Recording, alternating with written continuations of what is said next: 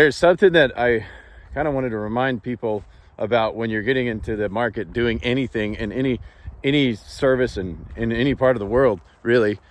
And that is, so when you start, you're selling your stuff, whether it's translation and digital products, or whether it's land, or whether it's cows, or whether it's training courses, or whatever it is. You have to look into the marketplace to find out what the price point is so that you can sell profitably. And what does that include? Some people don't realize that includes the actual price of the product. I know some business owners like, we're the cheapest in the marketplace. We have the advantage over everybody because we can do everything cheaper, faster, better than anybody else. And they don't realize that part of the price of your product, if you can't pay somebody to market your product and sell it, then either your price point's off, or the market might not want the product that you have to sell. So one example is, I'm going to tell you about cattle because I'm walking in a cattle field. This is my solar system, by the way. I built that last year with one of my friends. It's really cool. It's really working nicely. And so in my cow farm, right, I wanted to start selling cows, right? There's got to be an economic engine behind your business. So that's my second hobby business, doing cattle, and I really enjoy that. I have about 160 head of cattle right now. And so when I go out and try to figure out what model I need to use so that I can be profitable, I don't just get to go to the market and say, okay, market, this is what I want to sell you. Buy it from me for a profit. That doesn't work. You have to go to the marketplace. So this is for the entrepreneur out there. This is for the person starting their business. You go to the marketplace and you do your research. You find out what your price can be based on what they want. So just an example, here's one of my cows. This is one of my favorite cows. Her name is Betsy. And she's just like a Simmental breed cow. And she has like her own special character. Anyways, it's a really pretty one, right? So you go to the marketplace and you say, okay, what do you want? And the way they vote is most often by their dollars.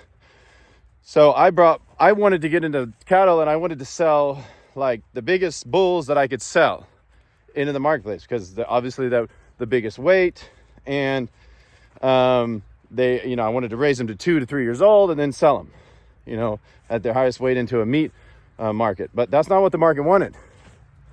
And so I did that for the first year, and I was like, whoa, okay. Obviously it takes a couple of years to raise bulls like that. So I raised a couple bulls, or a herd of bulls, till about 2 years old.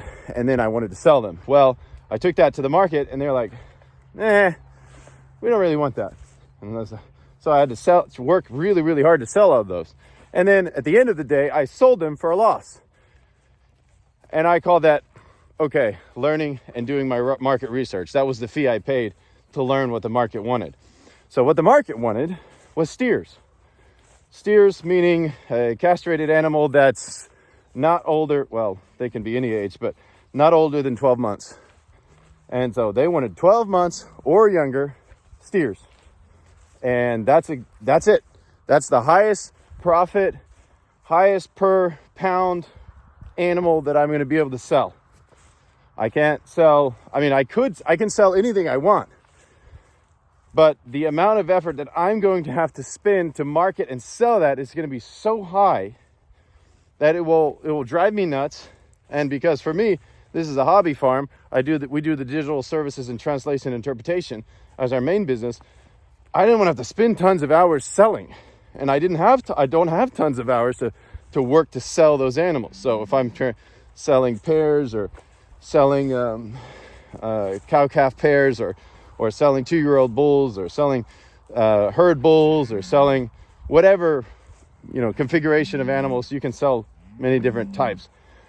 But what I understood is the highest profit per animal, per herd, is going to be selling steers. So that's what I do now. the market said we want steers, I raised steers. And so that's an important business lesson, not just for cattle, but I'm trying to make the point that in other areas of business, here they are. Here's one of my small herds. I raise mainly Hereford. I have one Angus herd and one Simmental herd, and most of them are Herefords. So the market's going to tell you what it wants, and it's going to vote with its dollars, and you have to make your business fit that or go do a different business. If you can't make your business work with the numbers, or you can't make the numbers for your business work with what the market wants you to offer it, then you don't have a business, and you need to go do something else. You need to choose a different product and then start working into the market and figuring out what your profits are and what they should be, what's sustainable for your company based on what the market is telling you. And that's going to take some time. It's going to take some effort. And it's not just a simple process that happens without trial and error. So I mentioned steers, right? So here's one, there's another one. That little guy over there, those guys had to be castrated this last weekend because the market wanted steers. And so I have to make steers. There's one. He's looking really good. All these guys are looking pretty healthy and pretty strong. So everything went really well. So we tried to keep it really sterile and keep everything really nice. But these guys are looking really healthy and strong. So looks like everything went really, really well. So I had to adapt what I wanted to do. So my, dream of selling cows and being in the cattle business, it had to be. I couldn't just come and impose my own will and say, market, you will pay me this for what I want to sell. I had to say, okay, market, what are you gonna buy my wares for? And what is the product that you need the most? And then make sure that my margins would be profitable inside that framework. So when you take your product to the market, don't boast that you're the cheapest and what have you. Cheapest often means you haven't done your homework to understand how much it's going to cost you to market your product. Because, for example, the price for advertising your products online and using digital advertisers, using Google AdWords, using Facebook remarketing, using digital creators, all those have to be added into your costs. And so many people at the beginning, they don't. They just say, well, we can do it for cheaper than anybody else because we know how to do this thing. We got the skill. And that's nice. That's good. It's good that you have that, but it doesn't pay the bills.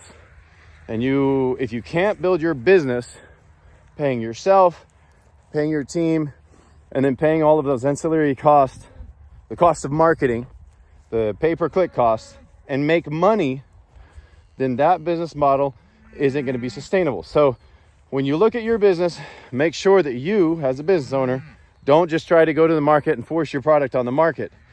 Your product has to work with the numbers that are available in the market for that product. So that's just a small lesson from the cattle field today for business development and entrepreneurship. And I hope that helps somebody out there. If it does, please like and subscribe to this video. I post videos each and every single day, whether it's shorts or whether it's longer form content. And I just want to help people out there grow their businesses, do better at business, and be profitable so that they can create those incredible incomes, sustainable outcomes that they want, and influence the world in a better way. All right, guys, have a good one.